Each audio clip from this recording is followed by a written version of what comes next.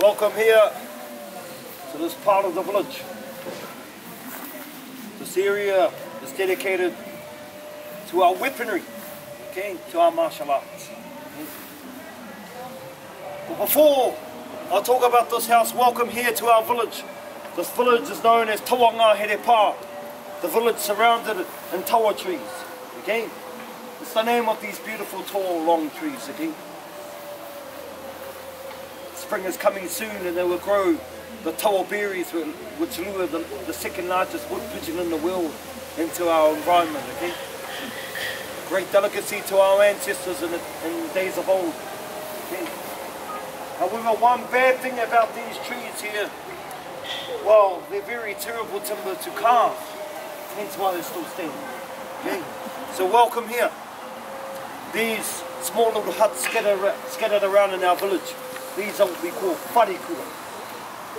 Whare means house and kura means to learn or a school. Okay, so it's a learning environment. Okay, there folks. If you're wondering if we lived here, no, we don't live here. It's just one of our schools. There's 25 of these checkpoints around in our region. Okay, this is the very last one. Okay. Just before our home, which is situated on our sacred mountain, named is Tumunu. Okay?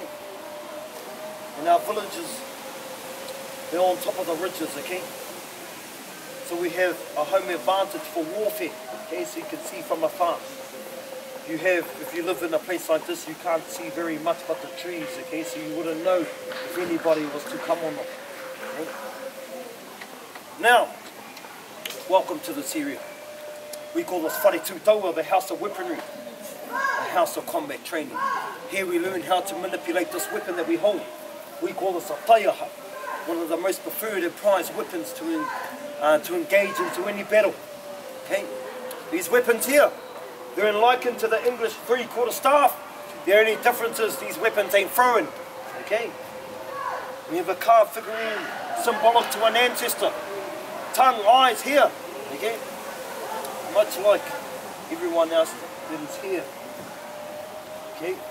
Tongue, this part here, was lodged into soft portions of your body, okay? Like your eyeballs, your throat, your chest, your stomach. And for the male folk, hiya! The family jewels, okay?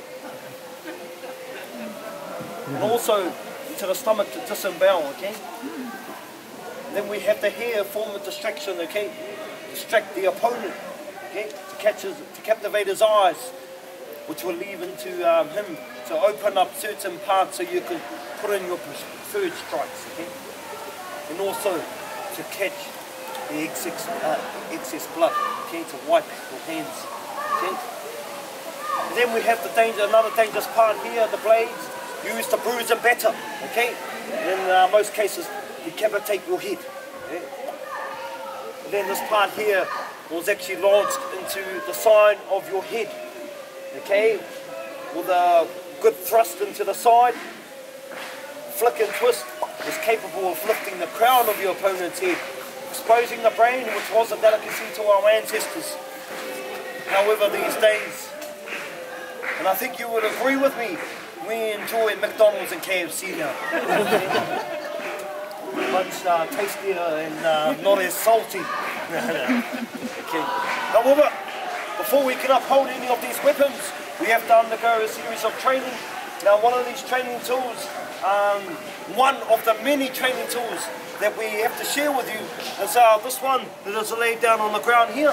We call this a kōwharawhara pakiaka. Okay? Short name pakiaka.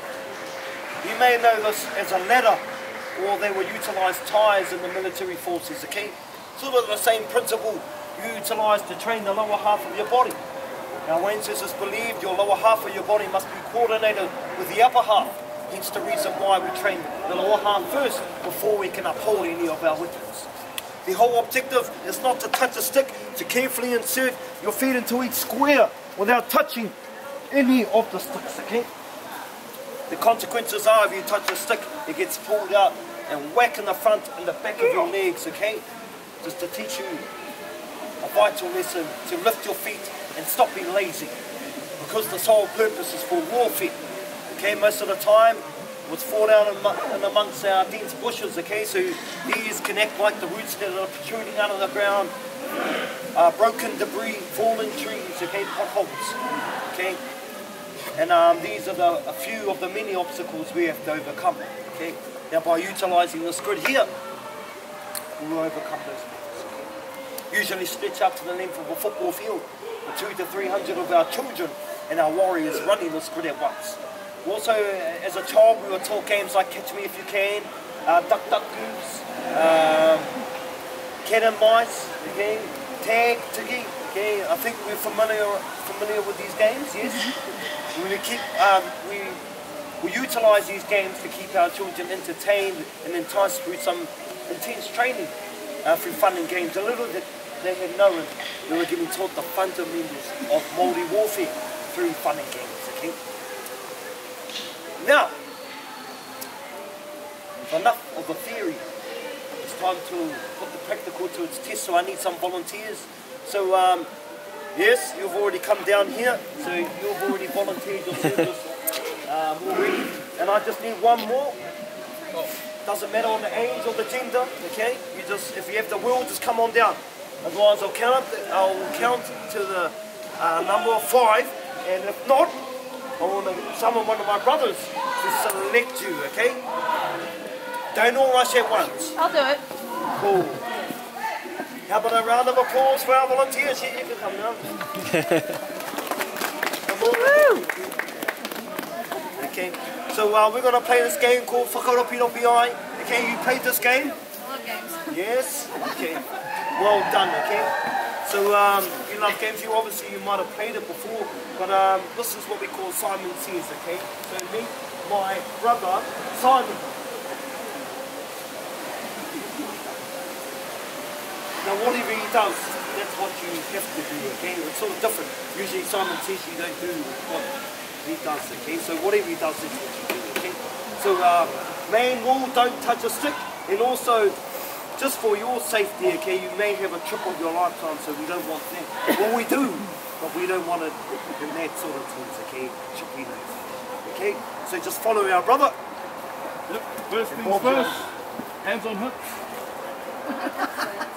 Follow along, go!